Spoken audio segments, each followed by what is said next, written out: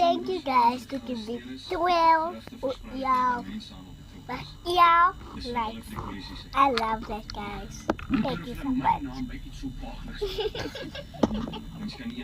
I'm like, thank you so much. Thank you so much, guys. And then I think your spool. Oh, it's cool, guys. Look so cute. Now can I get the ice? And number 2. Where's my water? Come on.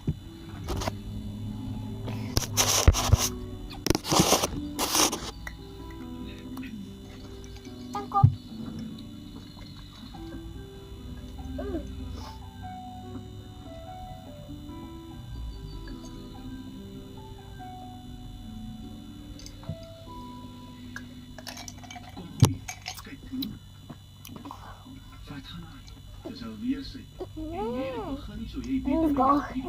Down na Mara. Down. Even bij me geleren toe. Of op die kaptein. Sy gaan 'n persoonlike wil ontmoet. Dit klink asof sy daarvoor skimp. Wat gaan ek vir haar sê as sy luister. Dis 'n groot probleem. Sy moet belangstelling in my verloor.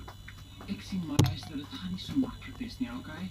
Dis alles jou skuld. Ons het 'n fout gemaak. Ek wens ons het nie 'n foto van die kaptein gestuur nie, maar dit is nou way te laat. Wat wil jy met ek doen? Wil jy ek moet ontslaa raak vanavond?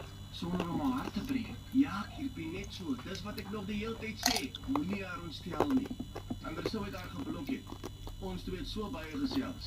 Dit is nie reg nie. Ons kan nie hiermee voortgaan nie. Okay, ons het nie 'n keuse nie. Sy sal self belangstelling moet verloor. Hoe doen ons dit? Waaroor het julle laas gepraat? Wel, ek het gevra wat ons help. Okay, kom ons gaan met jou tee.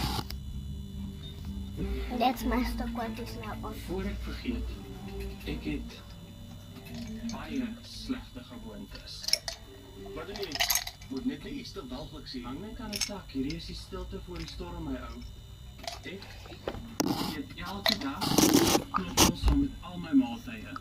Dit is my heel gunsteling. En ek geniet veral wanneer ek dit saam met 'n bietjie yoghurt eet.